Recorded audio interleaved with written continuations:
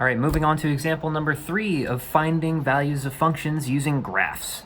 So here we're looking at this lovely function that appears to be broken into 2 pieces, but it's still a function.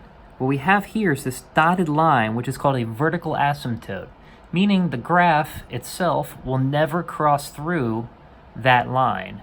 Similarly for this side, it'll never cross over this dotted line. It'll shoot up to infinity in y, but it'll never cross over it.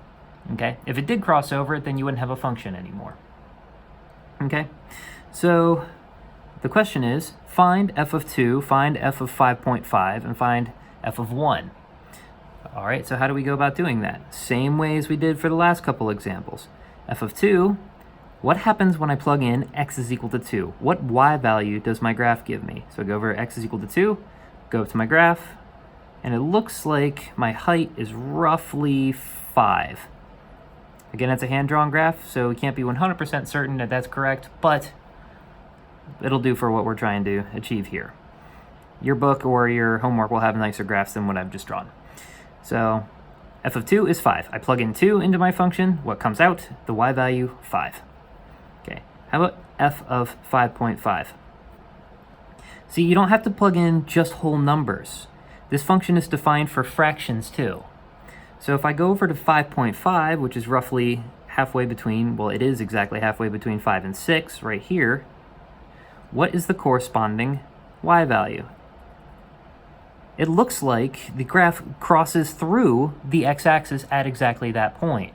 So there is no height, meaning the height is 0. The y value is 0 here. If it crosses through the x-axis, your y value is going to be 0 at that point, okay?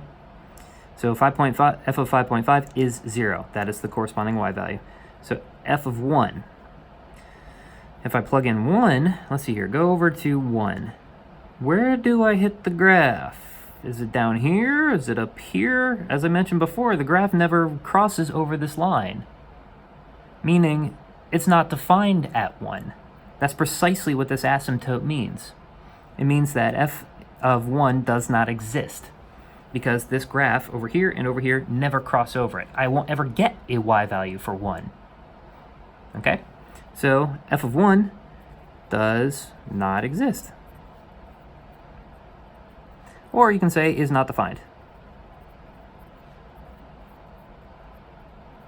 Either is perfectly okay. All right, so you might encounter questions like that where they try to trick you saying, hey, find f of 1, supposing that it exists. It might not exist. So when it doesn't exist, you can't find a particular y value for a particular input, such as 1. Just write it doesn't exist or it's not defined. Okay? So hopefully you found this helpful. If so, like and subscribe. If you want to see even more examples than this, also pertaining to finding function values by graphing, head over to projectwritered.com. The link's in the description, and I hope to see you there. Thanks.